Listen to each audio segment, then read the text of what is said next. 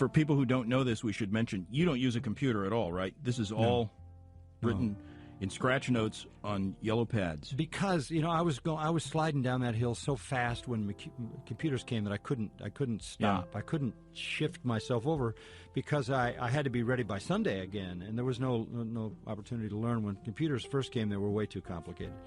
And this, Phil, partly for me, and I tell young seminary guys this: you can prepare way too fast. It's unlikely that you could prepare way too slowly. Slow is good. People say, where do you come up with this stuff? Where do you come up? I say, I think about it. I think about it. I was reading a little book that I wrote a foreword to on how the Puritans meditated, and that's essentially what I do.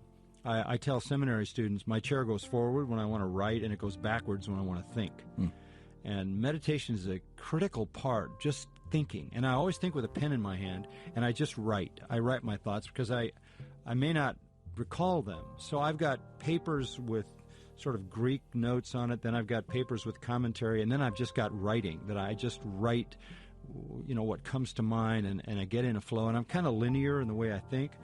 So all of that, and I mean, you've seen those notes, you've seen them a lot. You were throwing away those notes for years, and when I found out you were throwing them away, I said, no, give them to me. So I have a cabinet full of them, and they're fascinating because they're in random order. I can see the thought process, but there's a lot more that goes into it before that comes out as a sermon, even after you've put all those thoughts down. Well, yeah, what I've got is a sort of a random bunch of stuff, and then I have to get that into a cohesive first draft, and I write it.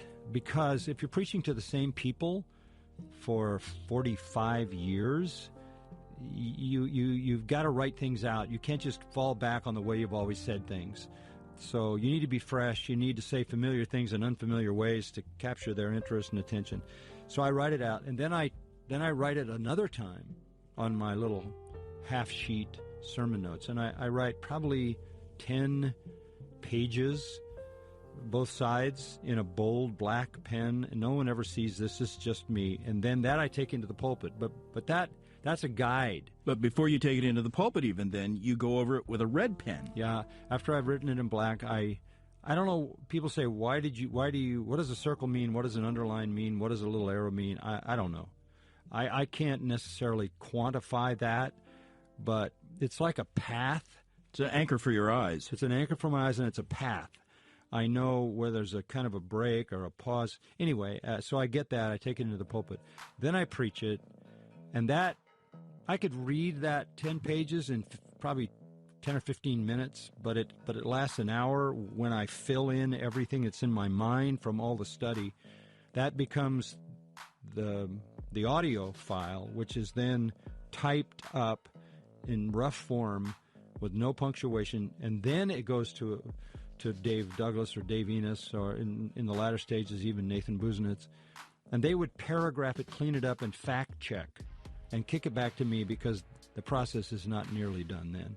Right. I've got to go over all of that. That's why it's quadruple spaced and right in the margins, down the side and on the back. Yeah, it's like you take this passage up again, sometimes years later. Sometimes you're dealing with material you preached 2 decades ago. Right. And you go back through an equally rigorous process to make it finished text for a commentary, right? Yeah, and it is true also that the older the original material is, like if you go all the way back to John, which I preached the first year I came to Grace, that's 45 years ago. Taking those manuscripts and trying to write a commentary, which I did on John just a few years ago, it took a ton of work to update that, to fill it in, because I didn't know when I was 30 years old what I have learned since then. So, well, in fact, I was going to ask you, because a lot of us who listened to you before you started the commentary series and through the process, a lot of us think that once you started on the commentary series, your preaching changed. You became more meticulous, more thorough. The progress was a little slower. When you signed up to do this with Moody Press, and they said 10 years, did you ever really think you could do it in 10 years? No. I because I knew the pace. I'd been preaching here since 1969, so I'd already been preaching for 12 years, and I knew the speed I was going at. So Moody's idea was, if you speed up, you can do this in 10 years. And your idea was, if I slow down a little bit, I can do a better job. Yeah, absolutely. I never even thought about it. I don't even think about the commentaries when I'm studying. I never think about that. Meticulous, yeah. And I've been criticized, and maybe it's just through the years for preaching like a commentary. Preaching like a commentary reads. I think I've been criticized.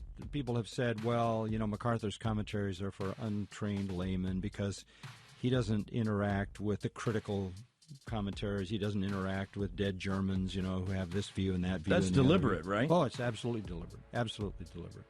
I picked up a commentary the other day on the Gospel of John that was given to me, and I think I read about 15 pages, and it took me maybe 45 minutes to find 2 ideas, because this guy, in a scholastic effort, had deemed it necessary to offer every possible suggestion that could be offered about what was said.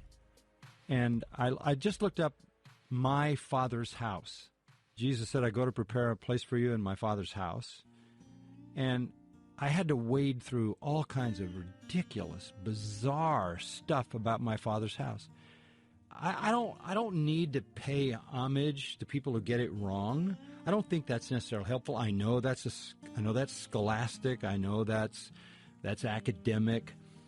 But when somebody says MacArthur's commentaries are good for the untrained layman, my response is thank you. That's a compliment, because I wrote them for the same people I preach to. And people who care about Scripture just want to know what the Bible means. They don't care about the people that got it wrong or the people that have variations of that.